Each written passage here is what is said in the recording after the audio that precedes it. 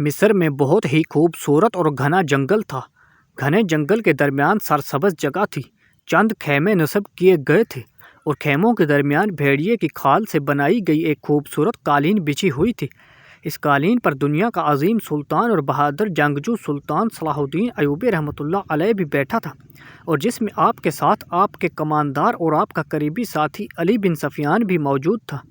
سلطان صلاح الدین ایوبی رحمۃ اللہ علیہ نے علی بن سفیان سے کہا، اے علی، مصر کا سلطان بننے کے بعد دشمن آرام سے نہیں بیٹھے گا اور دشمن میری سلطنت کو کمزور کرنے کے لیے ہر حربہ استعمال کرے گا۔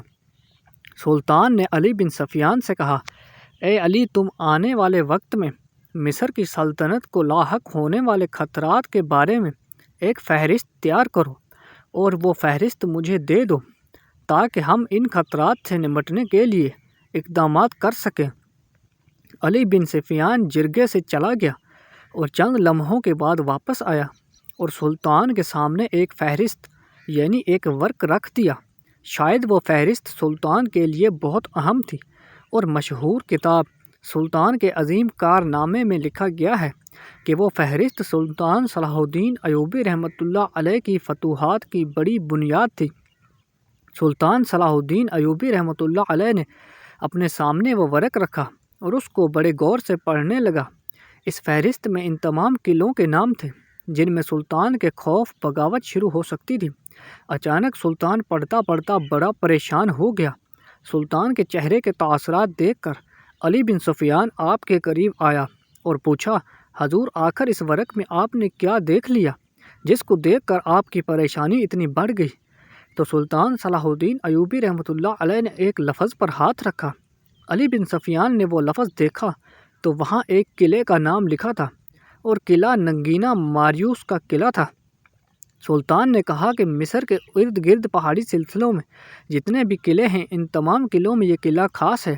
اس قلعے کے بارے میں میں نے اس وقت بھی سن رکھا تھا جب میرے چچا شیر کو سلطان نور الدین زنگی رحمۃ اللہ علیہ کے پاس کماندار ہوا کرتے تھے۔ علی بن سفیان نے کہا، حضور، اس قلعے کے بارے میں آخر ایسی کیا بات ہے؟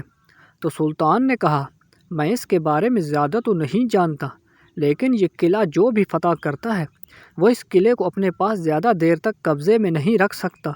یہ سن کر علی بن سفیان بڑا حیران ہوا کہ حضور، آخر اس قلعے میں آخر ایسی کیا بات ہے؟ سلطان نے علی بن سفیان کو حکم دیا کہ اپنے چند جاسوس بھیجو جو اس قلعے میں خفیہ طریقے سے داخل ہو جائیں، اور اس قلعے کی ایک اہم خبر مجھے چاہیے۔ علی بن سفیان نے اپنا کام شروع کر دیا، اور چند ہی دنوں میں علی بن سفیان کے ماہر جاسوس خبر لے کر آئے، اور علی بن سفیان سیدھا سلطان کے پاس آیا اور کہا، حضور، اس قلعے کے بارے میں جو ہمیں معلومات ملی ہے وہ بہت ہی خطرناک ہیں۔ سلطان نے کہا، آخر کیا اس قلعے میں خاص بات ہے؟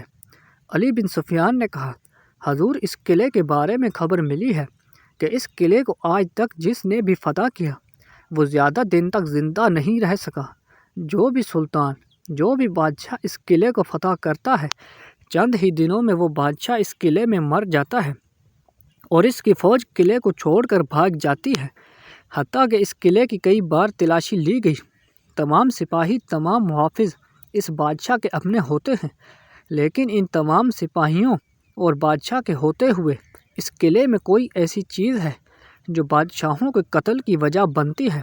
یہ سن کر سلطان صلاح الدین ایوبی بڑا پریشان ہوا اور کہا، اے علی، یہ دوسرے بادشاہوں کی طرح یہ قلعہ ہمارے لیے بہت خطرناک ثابت ہو سکتا ہے۔ اب میرا اگلا مقصد یہی قلعہ ہوگا۔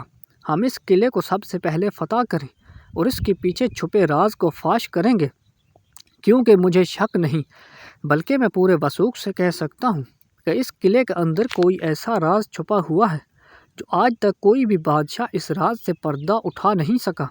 آخر اس قلعے میں ایسا کیا ہوتا ہے کہ چند دنوں میں بادشاہ کا قتل ہو جاتا ہے اور سپاہی فتح کیا ہوا قلعہ چھوڑ کر بھاگ جاتے ہیں؟ اس کے پیچھے بہت بڑا راز ہے، اور یہ راز اس قلعے کو فتح کرنے کے بعد ہی پتہ چل جائے گا۔ علی بن سفیان نے سلطان کو کہا، حضور، ایسا خطرہ لینے کی ضرورت نہیں۔ اگر اس قلعے میں ہماری سلطنت کے خلاف کوئی بغاوت شروع ہوئی تو بغاوت کے سر اٹھانے سے پہلے ہی ہم اس کو کچل دیں گے، لیکن سلطان نے کہا نہیں، اس قلعے کو فتح کرنے کے بعد ہی میں چین سے بیٹھوں گا۔ سلطان صلاح الدین ایوبی رحمۃ اللہ علیہ نے علی بن سفیان کو کہا کہ تم اپنے جاسوس کسی بھی طریقے سے دوبارہ اس قلعے میں بھیجو، جو جا کر اس قلعے کے اندر خفیہ طور سے داخل ہو جائیں گے اور اپنی اپنی جگہ سنبھال لیں گے، اور اس قلعے میں داخل ہونے کے لیے وقت آنے پر وہ ہماری مدد کریں گے۔ علی بن سفیان سلطان کو منع کرتا رہا کہ سلطان معظم، وہ قلعہ بہت خطرناک اور پر اسرار ہے، اس کو فتح کرنے میں جان بھی جا سکتی ہے۔ لیکن سلطان اپنی بات پر بازد رہا اور علی بن سفیان کو حکم دے دیا۔ چند دنوں کے بعد سلطان صلاح الدین ایوبی رحمۃ اللہ علیہ اپنا لشکر لے کر اس قلعے پر حملہ آور ہو گیا، اور علی بن سفیان کے بھیجے ہوئے جاسوسوں کی مدد سے سلطان بآسانی اس قلعے کے اندر داخل ہو گیا، اور اس قلعے کو فتح کرنے کے بعد سلطان صلاح الدین ایوبی رحمۃ اللہ علیہ نے علی بن سفیان کو کہا، اپنے بہترین سپاہی قلعے کی حفاظت پر مامور کر دو، اور آج رات میں اس قلعے کے اندر گزاروں گا، اور اس راز سے پردہ اٹھاؤں گا کہ آخر اپنے محافظوں کے باوجود بادشاہ قتل کیوں ہو جاتے ہیں۔ علی بن سفیان نے کہا کہ حضور، میں یہاں رکنے کے لیے تیار ہوں، آپ اپنی قیام گاہ کی طرف جائیں۔ لیکن سلطان نے کہا، اس راز سے میں خود پردہ اٹھاؤں گا۔ سلطان صلاح الدین ایوبی رحمۃ اللہ علیہ قلعے کے مرکزی کمرے کے اندر آرام کرنے کے لیے چلا گیا۔ علی بن سفیان بھی آپ کے ساتھ رک گیا۔ سلطان صلاح الدین ایوبی رحمۃ اللہ علیہ سوئے ہوئے تھے کہ اچانک سلطان کو محسوس ہوا کہ کوئی چیز ایسی ہے جو کمرے کے اندر داخل ہو گئی۔ سلطان صرف سونے کی ناٹک کر رہا تھا، لیکن وہ چیز اتنی تیزی سے آئی کہ سلطان کی آنکھ کھلتے ہی دوبارہ غائب ہو گئی۔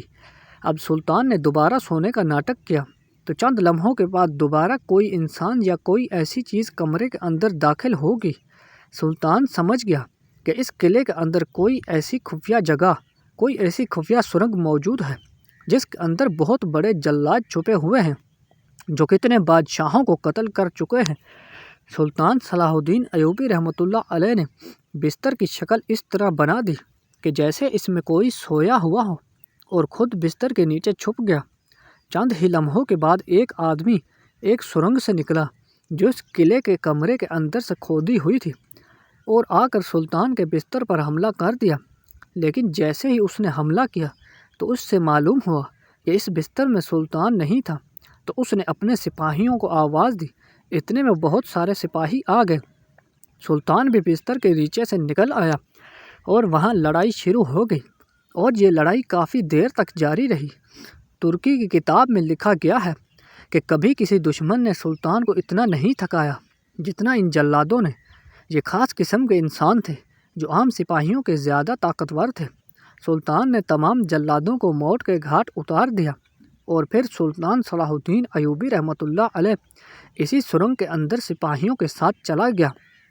تو وہ سرنگ قلعے کے مرکزی کمرے کے نیچے کھودی ہوئی تھی، اور اس میں وہ جلاد کئی عرصے سے چھپے ہوئے تھے۔ اس سرنگ میں ان کے کافی خطرناک ہتھیار موجود تھے۔ جو بھی اس قلعے کو فتح کرتا تو وہ جلاد رات کو آ کر اس کمرے میں اس بادشاہ یا اس کے کمانداروں کو قتل کر دیتے، اور اس خوف کی وجہ سے وہ بادشاہ اس قلعے کو چھوڑ کر بھاگ جاتے، اور اسی وجہ سے کئی سالوں تک ان جلادوں نے قلعے پر بآسانی قبضہ کر رکھا تھا، اور اس قلعے کی وجہ سے کئی بادشاہ اپنے ہاتھ جان سے دھو بیٹھے۔ لیکن یہ سلطان صلاح الدین ایوبی تھا جس نے اپنی ذہانت اور جان پر کھیل کر ان کو موت کے گھاٹ اتارا، اور اگر اس رات سلطان صلاح الدین ایوبی بھی دوسرے بادشاہوں کی طرح پرسکین نیند سو جاتا تو وہ جلاد سلطان کو ہمیشہ ہمیشہ کے لیے سلا دیتے، اور اس قلعے کو ہمیشہ ہمیشہ کے لیے فتح کر لیا۔ اگر آپ کو میری یہ ویڈیو اچھی لگی تو لائک اور کمنٹ کر دیجئے، اور چینل کو سبسکرائب کرنا مت بھولیے۔ ملتے ہیں نیکسٹ ویڈیو میں، تب تک کے لیے اللہ حافظ۔